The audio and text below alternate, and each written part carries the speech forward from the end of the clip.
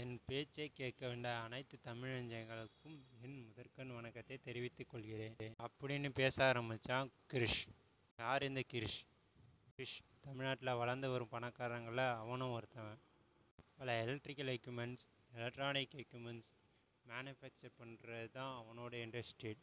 இளைஞர்களின் நம்பிக்கை நட்சத்திரம்னு ஒரு விருது வழங்குகிற விழாவில் வந்து தான் இந்த உரையை ஆற்றுறான்.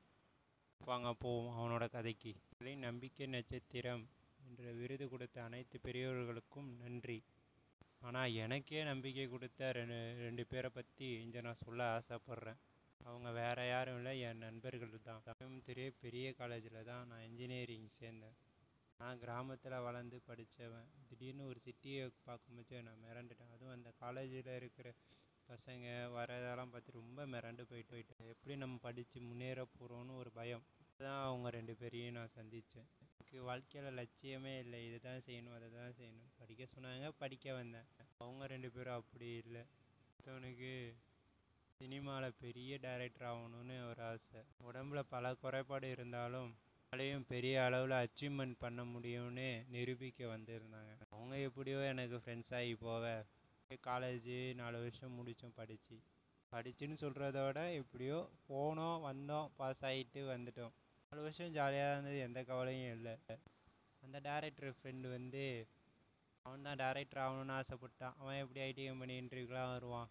இது வேலை அவனுக்கு ப்ரோக்ராம்ஸ்னால ஆகாது, அவனுக்கு பிடிக்கவும் பிடிக்காது.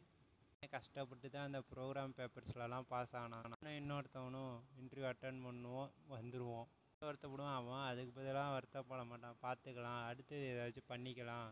அப்படியே முடிச்சுட்டு காலேஜை முடிச்சுட்டு வெளில வந்தவன் என்னென்னமோ வேலைக்கு போனேன். அவன் இன்னொருத்தன் உடம்பு முடியாத ஃபாரின் போய் தான் பெற்றவங்கள எப்படியாச்சும் சந்தோஷப்படுத்திடலான்னு கடன் வாங்கி ஃபாரின் போகிறதுக்கு ஒருத்தவங்கள்ட்ட கட்டினான். அவங்களும் ஏமாற்றிட்டு போவ சொல்லி பல பேர் கட்ட அவங்களாம் இவனை பிடிச்சி கேட்க எல்லாத்தையும் விற்று அவங்களுக்கு செட்டில் பண்ணி பெற்றவங்களும் ரொம்ப கஷ்டமாவ இவனுக்கும் ரொம்ப கஷ்டமாயிடுச்சு. ஸ்டேட்டில் போய் கஷ்டப்பட்டு உழைச்சி மந்த்லி சேலரி 1 lakh வராமச்ச திருப்பி அவனுக்கு உடம்பு சரியில்லாமல் ஆக இந்த வேலையை விட்டும் அவன் வந்துடுறான்.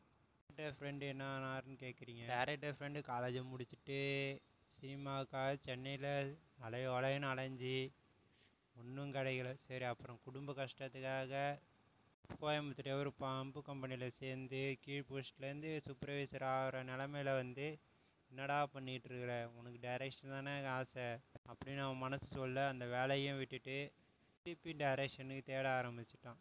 அப்படியே வீட்டில் இருக்கிற வேலை, தோட்ட வேலை அப்படின்னு செஞ்சுட்டு ஆட்கள் செல்ல அவனுக்குள்ளேயும் ஒரு ஆசை. டைரக்ஷன் கிடைக்கிதோ கிடைக்கலையோ நம்ம வீட்டுக்கு ஒரு நிரந்தர இன்கம் வரணும் அப்படின்னு யோசித்து அவன் வர சொன்ன அந்த ஐடி கோர்ஸை உட்காந்து புரிய யூடியூப்பில் பார்த்து கற்றுக்கிட்டான். அந்த கோர்ஸில் பல கம்பெனியில் போய் ஏறி இறங்கி 10,000 சம்பளம் உள்ள ஒரு கம்பெனியில் ஜாயின் பண்ணி கோடிங்னா என்னென்னு கற்றுக்கிட்டு மொத்த இதையும் கற்றுக்கிட்டு அடுத்தது என்னென்னு கற்றுக்கிட்டே இருந்தான். அடுத்து என்ன பண்ணலாம், எதை கற்றுக்கலான்னு அப்படி தேடி கற்றுக்க ஆரம்பித்தான்.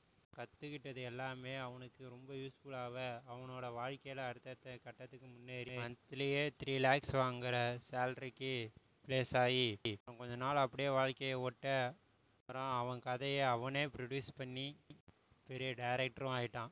அந்த உடம்பு சரியில்லாமல் விழுந்தானே அவன் எப்படி என்ன ஆனான்னா, உடம்பு சரியானோடனே நம்ம வாழ்க்கையில் ஜெயிச்சே ஆகணும், நம்ம விழுந்துடக்கூடாதுன்னு திருப்பி முயற்சித்தான். அவனும் அந்த கோடிங் ஃப்ரெண்டோட அந்த கோடிங் படித்து இப்படியே இந்த டீ கடை அதேமாரி ஆரம்பித்து இப்போ டீ கடை என்று வித்து கோடிங்கோட பெரிய தொழிலதிபரும் ஆயிட்டான் அவன்.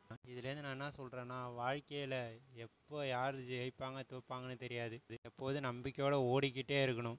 ஒரு நாள் ஜெயிப்போம், இல்லைனா கூட ஓடணுன்னு சந்தோஷத்தோடு இருக்கலாம். சரி.